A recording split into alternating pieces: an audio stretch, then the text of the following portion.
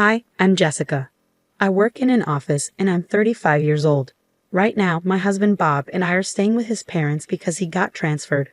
But don't worry, it's just temporary. Bob seems happy to be back in his old home, but I'm really eager to find our own place and move out soon. The thing is, I don't get along with my in-laws very well, especially my mother-in-law. She's always been a bit mean, but now that we're living together, she's even tougher to deal with. Jessica, why haven't you gone shopping yet? You missed the early sale at the supermarket. You're not very good at shopping efficiently, are you? I forgot to mention, I work from home with permission from my company, but I still have to work during the weekdays. So I don't have the chance to go shopping during the supermarket's early bird sale time. Mom, I've told you many times I work during the day, so I can only go shopping after 5 p.m. But every time I say this, my mother-in-law starts criticizing me. Look at her, so full of herself, can't even have a child. Bob and I don't have kids. We haven't gone to the hospital to see if there's a reason why. I really wanted a child, but with Bob's salary, we couldn't afford the expensive treatments to help us have one. Even before we moved in with Bob's parents, my mother-in-law's mean comments bothered me, but it was easier to handle when we lived apart. Now that we're together all the time, I hear her rude remarks nonstop. My father-in-law doesn't say mean things directly, but he bothers me in his own way. He thinks women over 30 are old, and since I'm 35, he treats me like I'm ancient. Hey, old lady, pass me the ashtray. And why are you wearing a skirt? Nobody wants to see your legs. I want to say, if I'm old, what does that make you? About to turn 60. I'm not a pushover, so I always talk back when they say something rude about me. But that just makes our relationship worse, because they think I'm being bossy. The atmosphere in the house is always tense, and I'm starting to feel the strain of living here. But after Bob's transfer, he started working more on weekends and going on more business trips, so we haven't had a chance to talk about moving out. Jessica, I have another business trip this weekend. You just got back from one yourself. Seems like this new branch requires a lot of travel. Before his transfer, Bob had to work late sometimes, but he hardly ever worked on weekends or went on business trips. I get that work changes when you change jobs, but isn't this a bit too much? Because of all this, we haven't been able to find a new place to live, even though we were only supposed to stay with my in-laws temporarily. What if we end up having to stay with them for a long time? That thought really scares me. Then, one day, something unexpected happened. While unpacking Bob's bag after his business trip, I found a piece of paper in his pocket. It turned out to be a printout from a travel website. At first, I thought it was just his flight and hotel details for his trip. But as I looked closer, I couldn't believe what I saw. There was a hotel reservation that included tickets to Disneyland for 2 people, and the date was for the same day Bob said he was on his business trip. Obviously, Bob's work has nothing to do with Disneyland. They deal with seafood, not theme parks. But that's not the point. This meant that Bob wasn't really on a business trip. He was actually spending 2 days at Disneyland. And since the hotel reservation was for 2 people, it was pretty clear he was there with someone else. While I was still processing this shock, I heard Bob humming "It's a Small World After All" in the shower, the famous song from Disneyland. He must have been reminiscing about his trip and humming without realizing. But it seems like fun attractions aren't the only things on his mind during these business trips. I was so furious that I was ready to storm into the bathroom and confront Bob. But just as I was about to, his phone rang. I was too angry to think straight, so I picked up the call without hesitation. Hello. For a brief moment, I heard a woman's voice, and then the call ended abruptly. Could it be? I was convinced that the call was from the woman Bob went to Disneyland with, his mistress. When she heard my voice on Bob's phone, she must have panicked and hung up. I decided to check the call history on his phone. Bob isn't really careful about security, so I guessed his passcode might be his birthday. And just like that, the phone unlocked. But what I found on his phone left me reeling. There was undeniable evidence of his affair all over it. The photo gallery was full of selfies of him and another woman. The dates on the photos matched up with the times Bob said he was on business trips or working late. I couldn't believe how careless he was, leaving behind pictures of their intimate moments.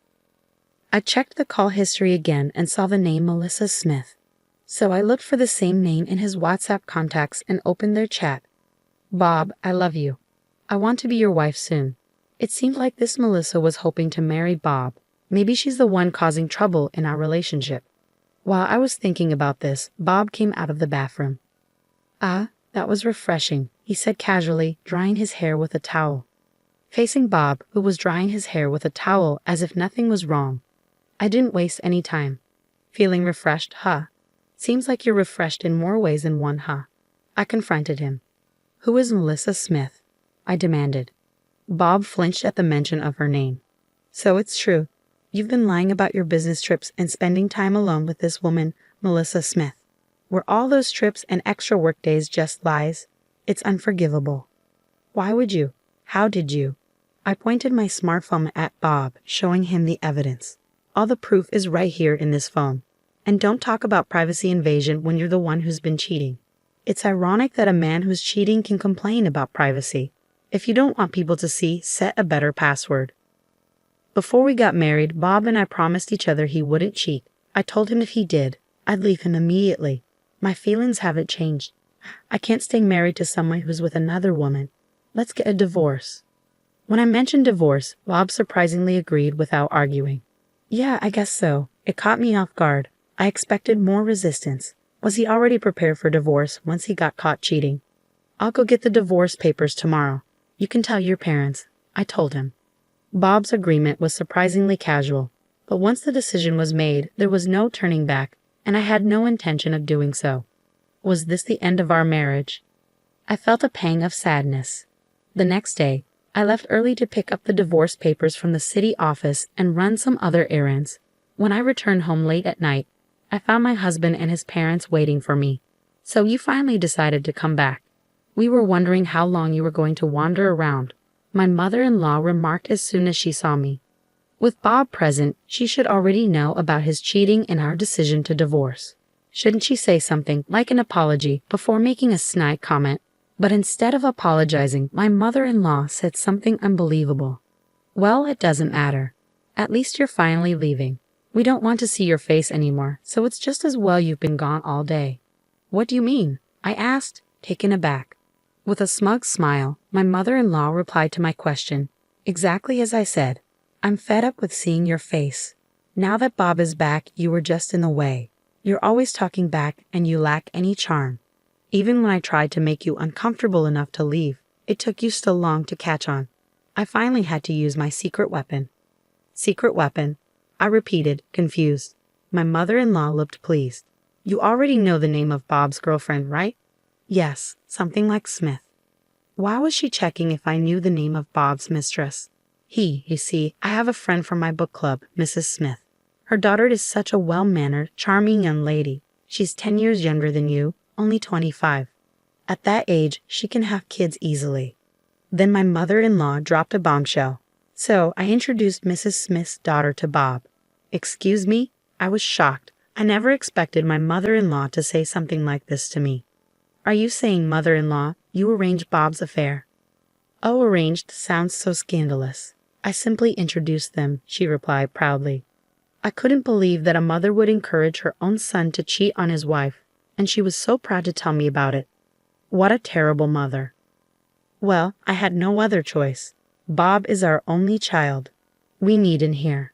I would have even accepted you as my daughter-in-law if you'd had children. But all you did was work, never giving us any grandchildren," she continued. Beside her, my father-in-law nodded in agreement, so he was aware of his wife's actions. "Do you understand? A 35-year-old woman who can't even have kids is no longer necessary. If you get it, then hurry up and leave," my mother-in-law said triumphantly, pointing at me. After a moment of silence, I replied, "I understand your perspective very clearly. I'll leave as you wish. I'll take all my things with me." "Oh, please do. I doubt you have much to take with you anyway. Do you need help moving?" My mother-in-law laughed. Even though she didn't know it, I would have the last laugh. "No, it's fine. Don't worry about me. Everything's already arranged." "Huh?" My mother-in-law looked surprised since I wasn't crying or upset. "Besides, mother-in-law, I'm well aware that you were helping Bob cheat on me." "What?" Bob asked in a panic. "So, what did you expect? That I would let you cheat behind my back and not say anything to the other woman?" "I made sure to note down her phone number when I checked your phone yesterday," I said calmly. Melissa was quite surprised when I called her and said, "I'm Bob's wife. I'd like to meet with you. Apparently, you've been lying to her. claiming that you're single. I set the record straight. Bob, my mother-in-law, and my father-in-law were all stunned. They never expected me to take such decisive action in just one day. Melissa found out that she was the other woman in your affair, and she was really upset. And Mrs. Smith was furious too. Bob, your mother, and you, father-in-law, she even talked about suing both of you for marriage fraud. I couldn't help but feel for her. So I promised to assist her in any way I could. What? Bob was visibly shaken, and my mother-in-law was in the same state. Considering the ordeal Melissa went through, I've chosen not to seek any compensation from her. Instead, I'll increase the amount I'm demanding from you, Bob, and you, mother-in-law and father-in-law. Compensation. Why should we have to pay for anything? My father-in-law blurted out in panic. It's one thing if it's just Bob, but we're not involved. He seemed to expect his son to face consequences for his actions, but they never imagined they'd be held accountable too. You think you can benefit without facing any consequences? That's not how it works, I replied. Actually, you are involved. The emotional distress caused by your behavior is more than enough reason for compensation, don't you think? As I said this with a smile, my father-in-law fell silent. And let's not forget what I do for a living. I work at a law firm. Why don't I consult with my boss, the attorney, and see just how much we can squeeze out of you in compensation? I already told my lawyer at the company about what's going on. Then we heard a car pull up in the driveway. Oh, they're here. Hi, we're from a moving company, I said with a friendly smile as I went to the door. Thanks for coming at such a late time. I'm sorry for asking on short notice. No worries. We had an opening for the night shift. It actually worked out well for me. I got some other stuff done. So let's get started right away. Oh, and be careful, there are some fragile things. As I welcomed them in, a bunch of movers came into the house and started collecting our stuff. Wait, hang on. My mother-in-law interrupted. They started packing up my stuff just like I asked, moving quickly and efficiently. They packed up not just my clothes, books, and computer, but also the things in the living room and kitchen. Hey, wait a minute. Don't take that. It's ours. My mother-in-law complained. No, I brought all of these things here when we moved in. They're mine, I explained calmly. When Bob and I first moved here because of his job, the appliances in the in-laws' house were old and worn out. I couldn't stand it, so I had our appliances sent over from our old apartment. Now it seemed like my mother-in-law had gotten used to the new appliances and thought they were hers. There was a robot vacuum, a cordless cleaner, a fancy oven that could do lots of things, an induction cooktop, a special hairdryer, and an espresso machine. You're taking everything, you greedy woman. My mother-in-law yelled and tried to grab me, but Bob stopped her. Mom, it's all Jessica's stuff. We can't change that, he explained. It looked like Bob understood what was happening, but my mother-in-law wasn't ready to give up. Once you get used to better appliances, it's hard to go back, right? If you're not happy, why don't you just buy new ones? But after paying compensation, it seems unlikely you'll have enough money for fancy appliances.